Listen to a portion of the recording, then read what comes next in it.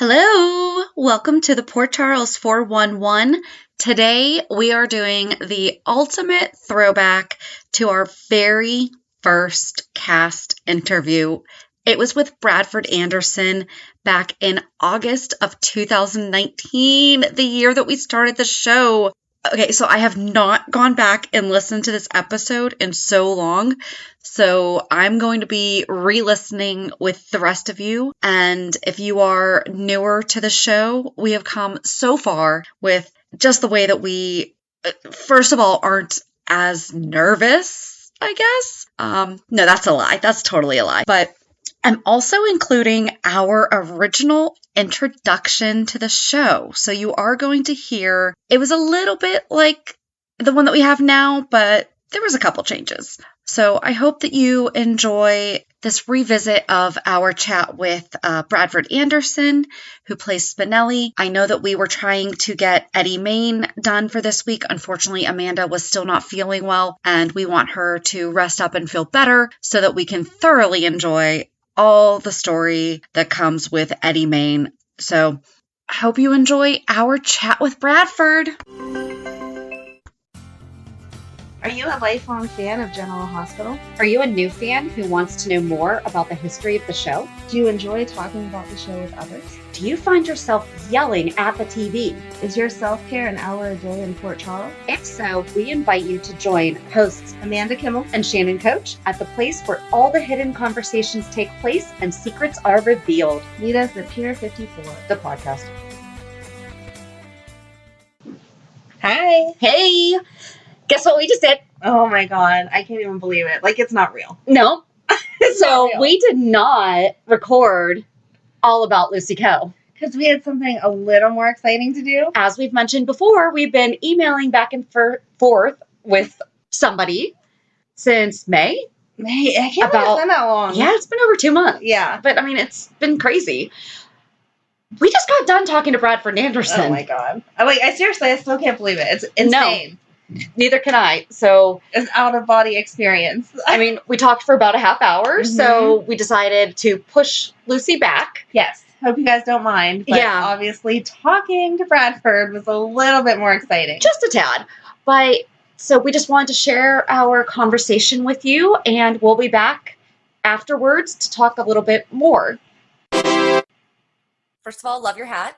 I have family from all over Boston. So. Oh yeah, whereabouts? Yeah. My mom graduated from Winthrop High School, and okay, awesome. Actually, I have an aunt right now that lives in. She just moved to New Hampshire. Oh, great, even better. Yes, and I know that's where he's from. Yes, and I know she knows too. Oh, nice. Manchester, I think, is where she's from. But then she used to live in Haverhill. Okay. So, and we would do like the 20-minute drive down the street just to go to the beach to watch the fireworks and everything. So. Oh, nice. Yeah. Fantastic. But, yeah, I love it up there. So. Yeah. Amanda's never been to Boston. I'm trying to get her to go. So it's a good place to visit, Freedom Trail and all that, Yep. And the bars. That too, but there's a lot of history. I mean, there's a whole beer for Sam Adams and everything from there. So that's right. Well, and yeah, that was like kind of like the only craft beer for a while, and now, but craft beer is everywhere. But yeah. So, yeah. Well, Pittsburgh's a good drinking city, though. We do. We drink for everything. That's right. It's I really appreciate that. Did you get a chance to try the wine? Yes. So, I'm pretty spoiled here in California with great wine, right? And so Pennsylvania's not. Well, I didn't realize we were right by this mall, and because the club that we played was in this complex of sorts. Yep. And Steve said, "Hey, there's a wine store here." I was like, "Great!" And I said, "What's it called?" He said, "The Pennsylvania Wine Store." I was like, "Oh, amazing!" So I go by it, thinking like, I'm from New Hampshire. All liquor stores are state liquor stores, so it's the New Hampshire liquor store. So when it said Pennsylvania Wine Store, it didn't occur to me that every wine in the shop would be Pennsylvania wine. Okay. Because so anyway, so I went in there, and I like anything that you can drink, really. Mm-hmm. But my palate's not used to, fruit besides grape. So, it's a lot of and their most popular or the highest rated was blackberry wine. And I was like, oh, okay. But it was really good. It's not something I would probably drink on a regular basis because it's just too sweet. But our buddy Jeremy, who we travel with, likes everything sweet. Yeah, he drinks ciders and he drinks, he's like, if we're drinking wine, I've taught him about Moscato and so he was all over it, which is great. So when I brought a bottle back to our hotel room specifically for Jeremy, but Steve tried it too and he liked it as well. So that's good. Oh, good. Yeah. See, I like dark and dry. Well done, Pennsylvania, and your blackberry and huckleberry and any other berries. What can we say? Yeah. But yeah, I guess we just wanted to, thank you so much for doing this and everything. Oh, my pleasure. My pleasure. Congrats on getting a podcast up and running. I know, believe me, I know it takes some doing. Yeah. So why did you guys decide to start doing your podcast? Well, and everything. Yeah. So when Steve, back in the day when Steve and I were working together so much in the late 2000s and, early teens, we were traveling all the time. We were doing great things and really fun things. And, a few years into touring, Steve said, hey, let's make it more of a show. That's where the band came from. Mm-hmm. Right. We were doing all these appearances. It felt like we were trying to do a show, just we didn't ever plan anything. And then Steve said, you know what, let's do something more. So that's where the band came from. And we really enjoyed that. And then when Steve left to go to Y&R, everything just kind of dissipated. And so when he decided he was coming back, he called me and he's like, hey man, I'd love to start traveling with you again, but let's see if we can really do something that's fun for us, that's fun for the viewers, that's fun for the fans, and create. Let's become a duo. Let's figure out what we can do. And so the first part of that was traveling again, and not just doing, I think anyone that's seen our show like you guys have, when people go to a soap event, they think it's going to be two stools and two people that are just kind of waiting for the audience to ask questions. And we never, that was never interesting to us. Mm-hmm. We know that people want to ask us questions. We're happy to do that, but we want everybody in the room to know that we are as excited to see them as they are hopefully to see us. And not only that, we want them to know that we thought about this, that we came prepared with something to hopefully give them. Like, we want to provide a service. We want to provide entertainment. We want to provide. So that's what when we came back, that's what the band was all about. But with the band, we realized that people wanted a little more interaction, and that was hard to do with a band setting. So when we were kind of thinking about what we wanted to do in the new kind of tour that we've come up with, is to make a show more, to make more of a show, but also leave room for interaction, for improv, for interplay with the crowd and each other. So to try to, integrate that more so make it a show, but also make it more interactive. And so that's what we've tried to do. And then as that started to work and we were enjoying that process, we saw a kind of, with the podcast revolution of sorts, we figured in our little corner of media, nobody else was doing one. And we thought we had the ability to do something fun. We thought it would be fun for us. And we thought, people might be interested in it. And so we just kind of said, we always thought a podcast would be part of what we set out to do. And it took us a while. We didn't reach out to anybody to do it for us. We wanted to figure out a way to do it ourselves. I'm sure you guys know if you don't set a deadline for yourself, it's like, oh, we're going to do a podcast. We're going to do a podcast. We're going to do a podcast. And then, right. And then that was us for 2 years. Yeah. Right. And then finally you just got to pull the trigger, and whether that means ordering your equipment on Amazon or whatever, but I mean, that's the first step or whatever, but then it's using the equipment. Right. And when we started out, we rented a studio space because we thought, well, let's just try to do this great.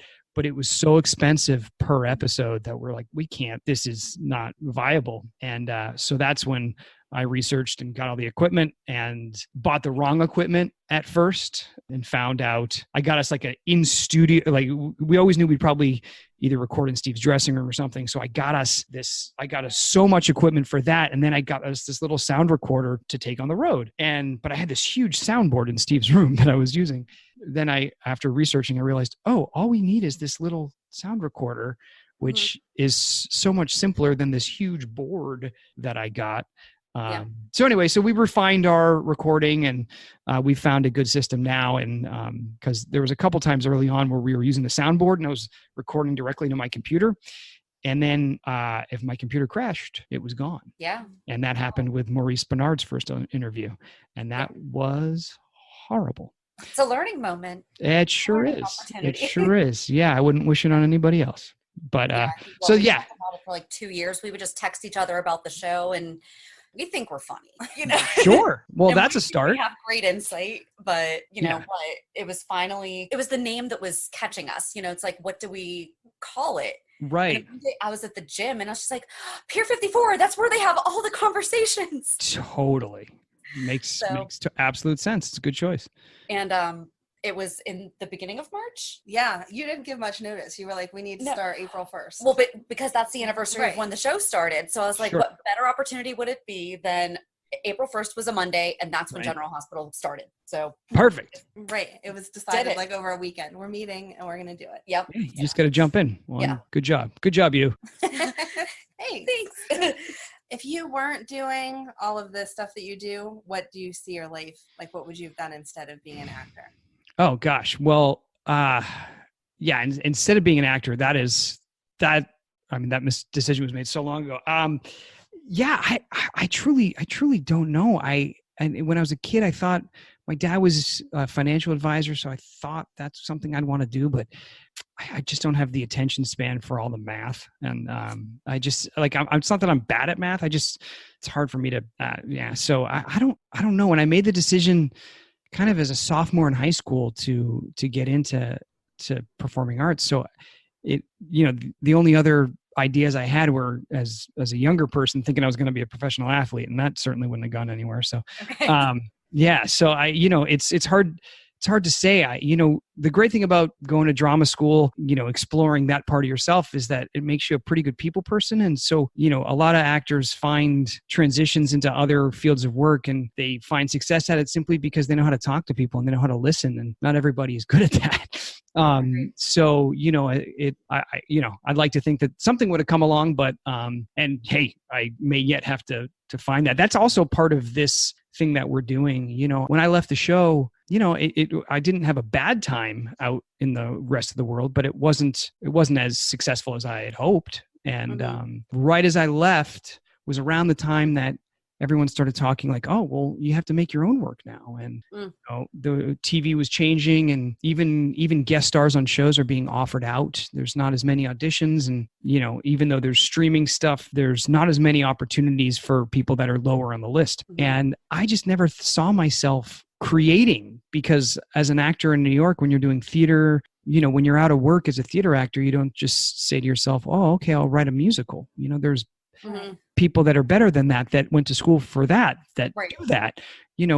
I wouldn't ever deign to think that I could. But in LA, everyone says, oh, well, make a movie on your phone, do this. And I didn't, I don't write. So I didn't go to school for writing, all that stuff, all those reasons why I can't, because I went to school for this. This is what I do. This is my lane. Right. And that's changing. And so one of the things that's been really cool for me in the last year and a half is that just starting these new ventures, if you will, has kind of caused a change in my brain. Because even when you're buying your podcast equipment, when you're thinking of your name, when you're figuring things out, you are problem solving and creating, coming up with new ideas. That's what it is. It's problem solving. It's just creative thought. And once my brain started working that way, I found that, okay, a blank page doesn't scare me anymore either. So it's not that I'm writing scripts, but when he and I are on the road, every time we go to a city, we try to give a show that city's never seen before. So like, for example, when I saw you guys, we'd played Pittsburgh. Pittsburgh was one of our very first shows the fall before. Yep. And so Amanda missed it because she was at a Steelers game. That's a pretty good. No, I'm sorry. She was babysitting for somebody who was at the Steelers game. Oh, okay. I came by myself. Yeah. Oh, you did? Okay. Well, so it's the first time I ever went to like an event by myself. Yeah. And my husband was like, go. Yeah. Well, it's funny because when we first thought of doing this, and Steve was like, let's do a show. I was like, okay, what can I do? And so I came up with this whole opening that started with like a dance sequence into this song. And including him? No, just me. I know. Okay, because I'm like, I don't see that. You don't remember? Well, so that first show in Pittsburgh, I came out in like a Patient 6 mask and like tried to do, but that club was in transition at that point, and the sound guy was just hadn't figured out how to do stuff yet. And so my track cut out like 3 or 4 times, and I got so angry. I'm not an angry person by nature, but when you're in front of 300 people and you're at the mercy of some tech and the tech doesn't work and it's as simple as playing a song, that got to me. So I remember that first show in Pittsburgh, I didn't come out of it feeling very good. So thankfully, when we were able to go back this time, the club was redesigned. It was beautiful. Renovated. Beautiful. Yeah. Everything worked great. Because the audience, if you said you were in that audience way back. Yeah. Okay. You guys were great, but we didn't think you guys were having that great a time. Like it was very subdued. It was. Oh my gosh, I was crying. I was laughing so hard. I was texting her like, "This is fantastic." Oh, I good. hope to come back.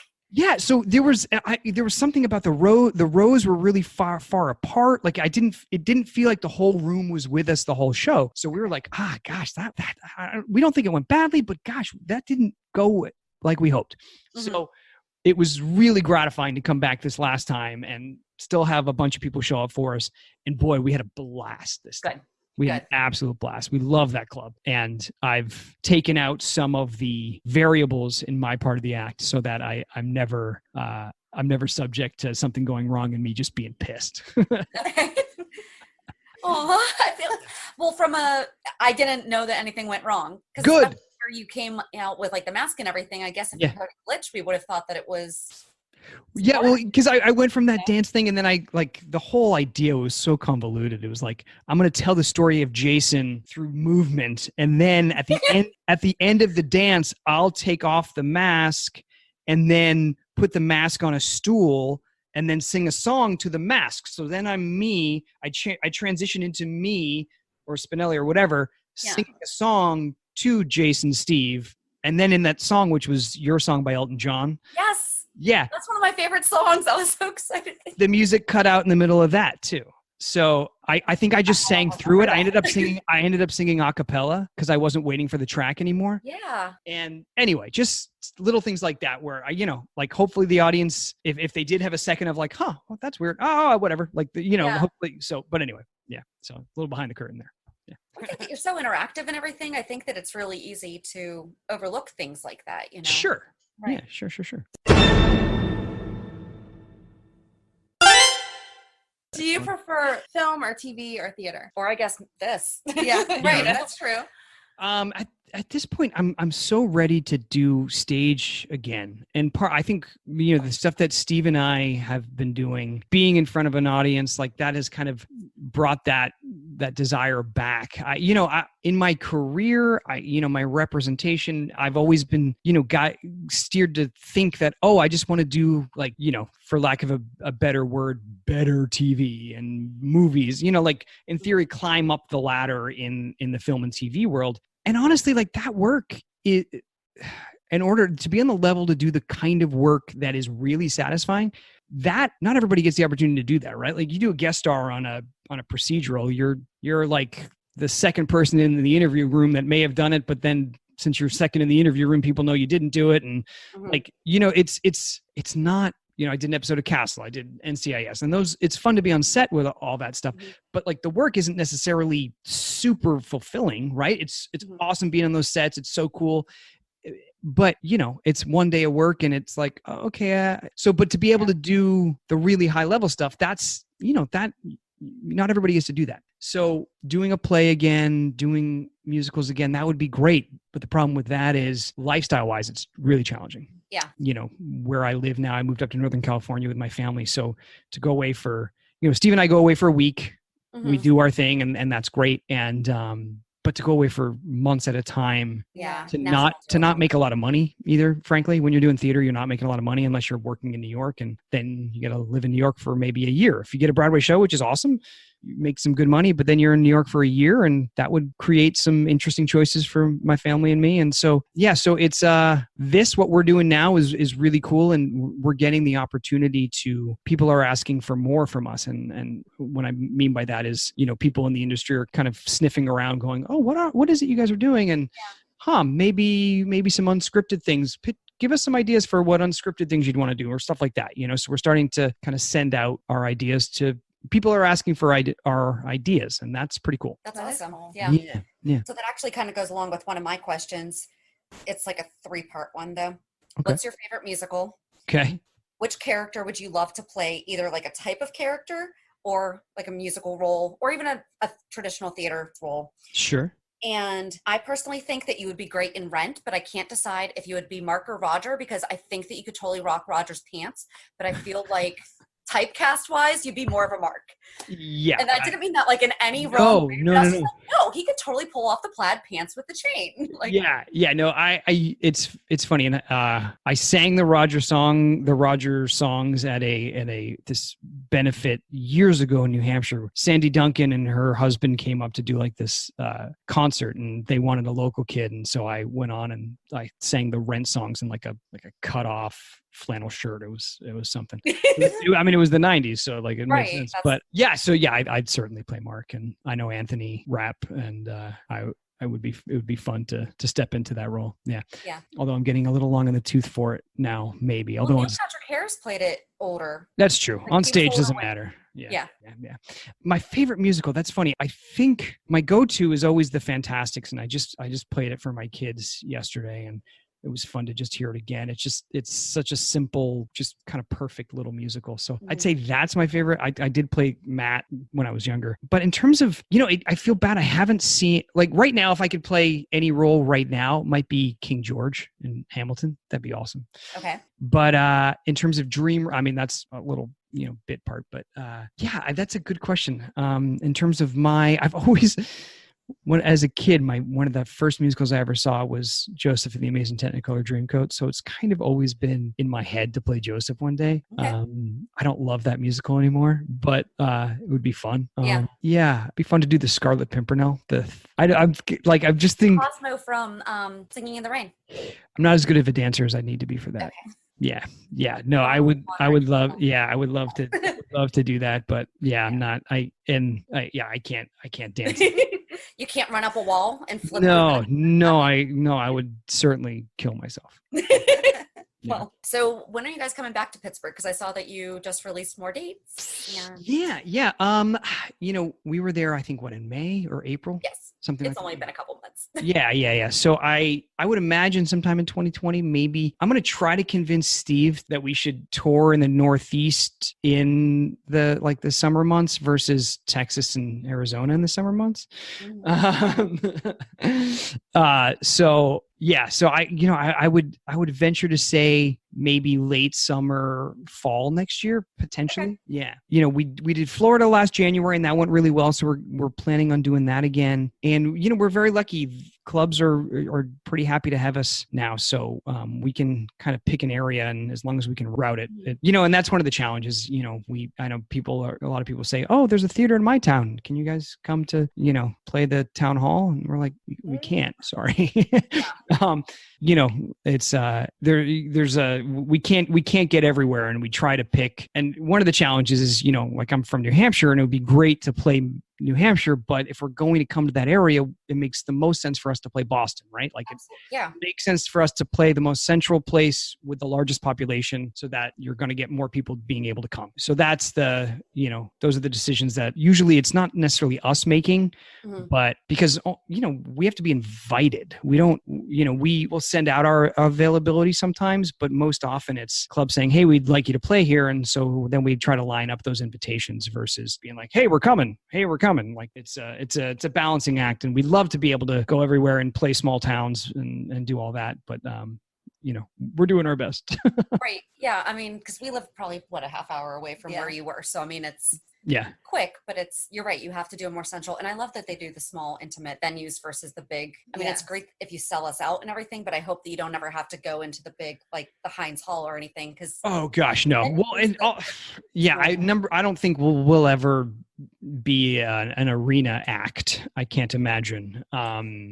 So for us, anywhere between 250 and 400 is a good size for us because, it's our audiences know us so intimately and in a lot of ways, vice versa. A lot of the faces that we see in these rooms we've seen before, and we don't want it to be faceless. And, we want it to feel like a family reunion and that's what's so cool about, our shows and everything we do is that, he and I enjoy each other's company. We enjoy our listeners' company, our audience score. And the cool thing about it is that there's, 400 people that don't know each other walking in the room, but what they maybe don't think about is that they have something very huge in common. Mm-hmm. And, in this day and age, a lot of people think about what they don't have in common versus what they do.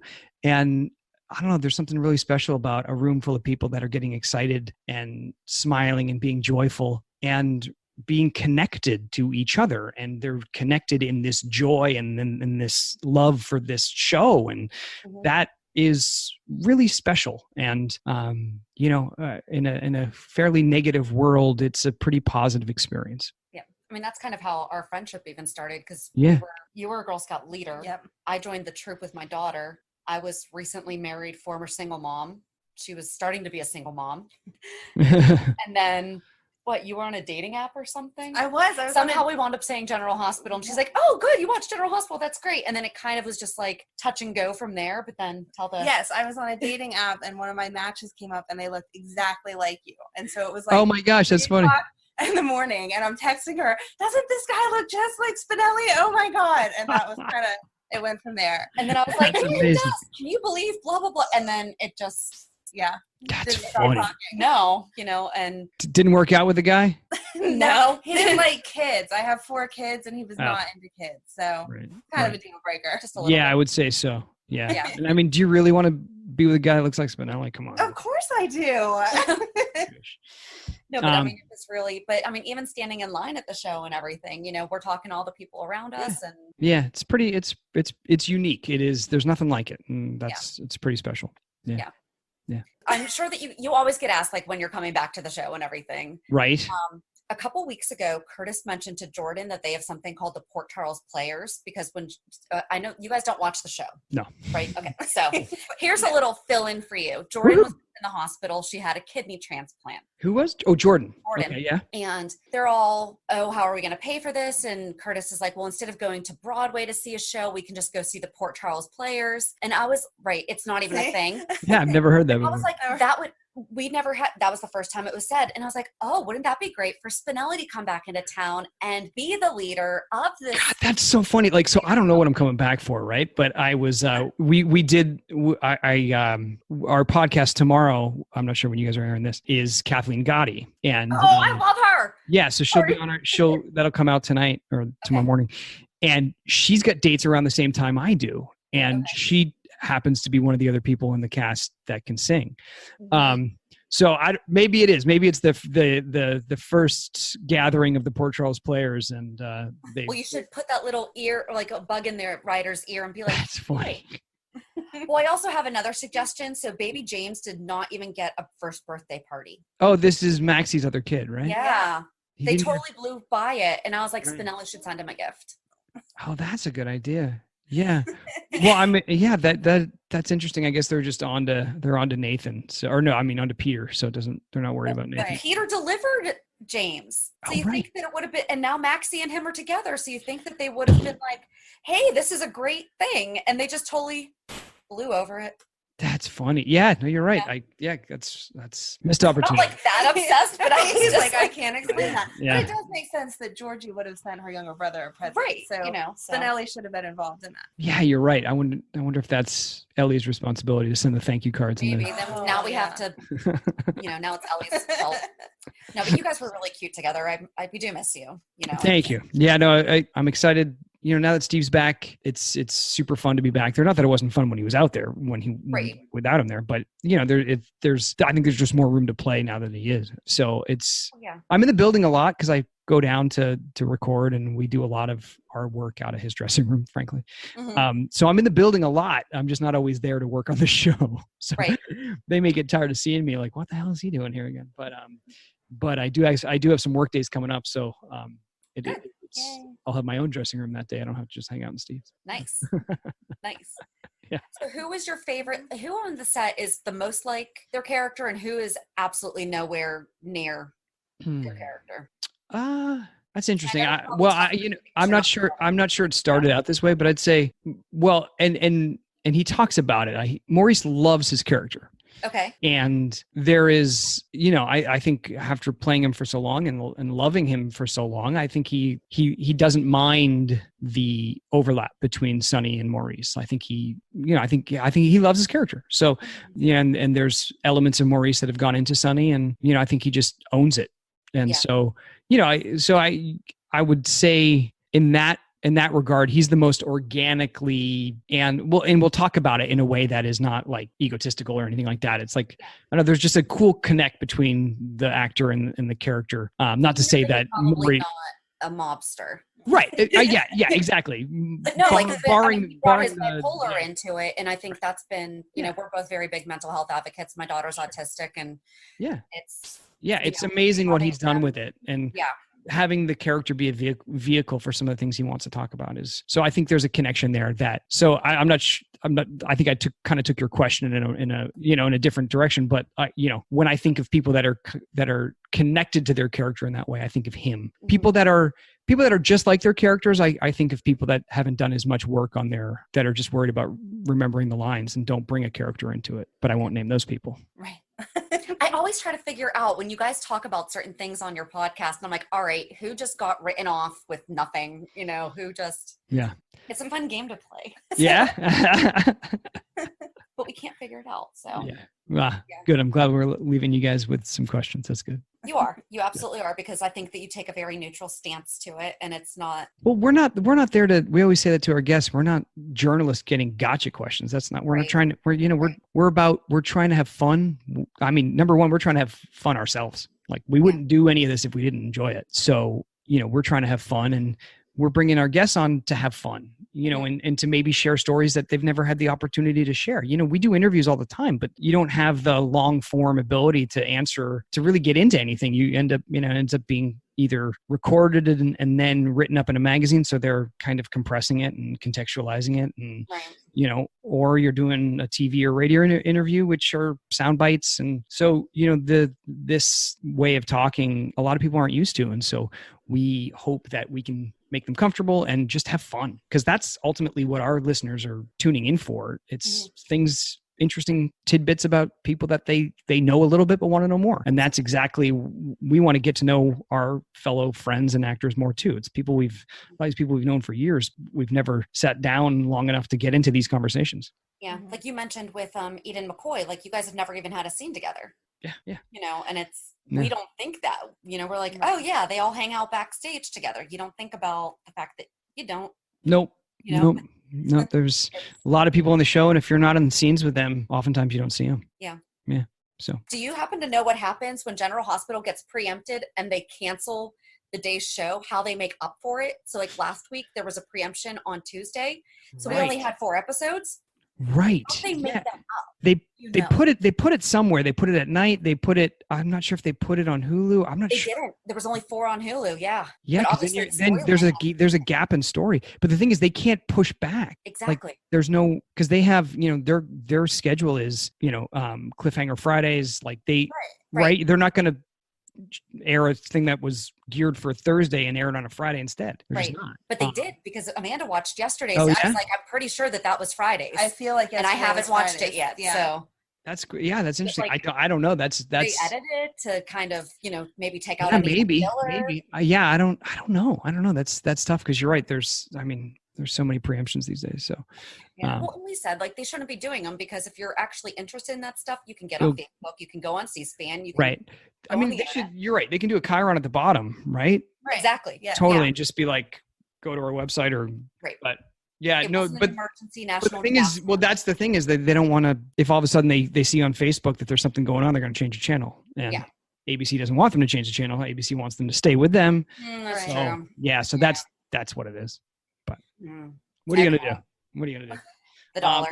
This was awesome. Thank you so much. Yeah, thank you. Of course. Very much. This was a lot of fun. Congratulations on Thank your you. venture. Well Thank done. you. And it's a real pleasure talking to you guys. Likewise. Thank you. Yes. All right. I'm Good good luck for with the any rest time. of it. All right. All right. Have a great night. Bye.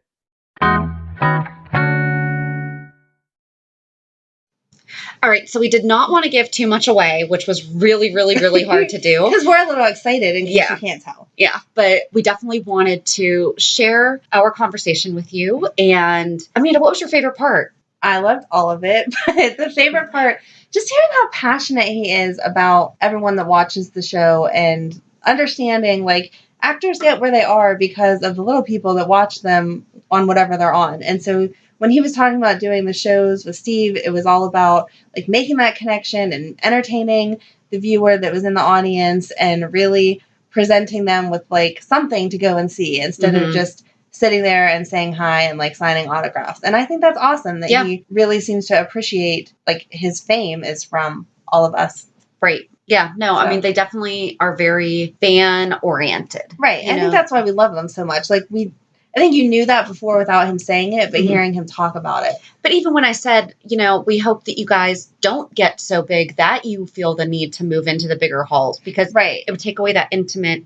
And he was like, no, we're not doing that. Yeah. And I was like, thank you. Cool. So, I mean, if needed, maybe they would do 2 nights instead of going into a bigger venue. I mean, let's hope that they have that problem. Then we would have to go 2 nights. That's very We would just have to. to.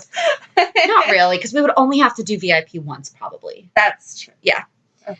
But, I mean, he took his time with us. He did. Yeah, he definitely gave us more time than we didn't expect anything, but he was just so down to earth and open and honest. What was your favoriteest part? He was wearing a Boston cap. Oh, geez. Okay. Other than that, Shannon tells me I don't talk enough, but then she opens with this whole, I know everything about Boston. I've never been there. I can't get on so we'll that just go. So we'll go. I know that they're playing Boston, so maybe we'll just go follow them. We'll become their groupies. Okay. That is crossing over into crazy. Maybe just a little. But although I do have family up there that would enjoy also going. See? So we can just plan our family trips around wherever they're going. No, it's a girl trip. What are you talking about? Family trip? It's just you and me. I meant seeing family. Like visiting family. Yes. See? I'm like, I'm not taking my kids. No, I'm not taking my kids. All right. Although Megan was upset that she could not be here for this Spinelli interview. Oh. And she was super excited as I left today. She was like, have fun. Make sure you, say all this stuff to him. I'm like, no, we're on limited time. So she can't wait to hear that. Was there anything that you did not say that she wanted? No, she just wanted to be here. But I know then she would have wanted to say something. And that, Megan, she could talk for days. So that would have been not okay. Sweet. But yeah, it was really cute that she was She's excited. the president of our fan club. Yes, exactly. Yes. But no, I mean, it was just pretty much everything that you said, just how fan focused they are, how receptive to our questions, that he didn't get too scared when we filled him on what's happening on the show. Right. Because that was a little awkward, but I'm like, no, here's how you can get some screen time. Yeah. Send James a present because the kid didn't have a birthday. I like that his response was the same as ours with the Port Charles players. He was like, I've never heard of that before. Yeah, no, neither had we, except for that one episode. But it could be an in. And could you imagine? That would be awesome. Like Spinelli and Liesel doing oh my God, a show. Oh, and then Emma could come back and be part of it too. Yes. And Jason Thompson. So Patrick would be coming back. Yes. Yep. All these people can come back and be Port Charles players. We have it all set. The writers just need to take it and run. Well, yeah. One of the head writers retired today. Yes, I saw that. Mm-hmm. So if they need someone to replace her, just call us up. If they need continuity experts, we gotcha. If they bring someone new in that he's caught up to speed, just, go back and listen to the first couple episodes. We did a full General Hospital recap. Exactly. Well, it wasn't a full, but, highlights. Close enough. High level. But, yeah, so, I think it went really well. I think so, too. It was awesome. A lot of fun. It was just so awesome. So generous. So thankful, That was amazing. He's, sitting at home or wherever and has a conversation with us. Who does that? I'm so happy. That was crazy. It was fun. So, I don't know. I guess have a good weekend. We'll meet you at the pier. Bye. Bye. If you enjoyed today's show, we invite you to go to pier54podcast.com to subscribe on your favorite platform. Don't forget to leave us a review. And you can also follow us on many social media channels. Just search for Pier 54 Podcast. Also, we are not perfect, so if there is something that we missed or messed up, just let us know by emailing us at pier54podcast@gmail.com.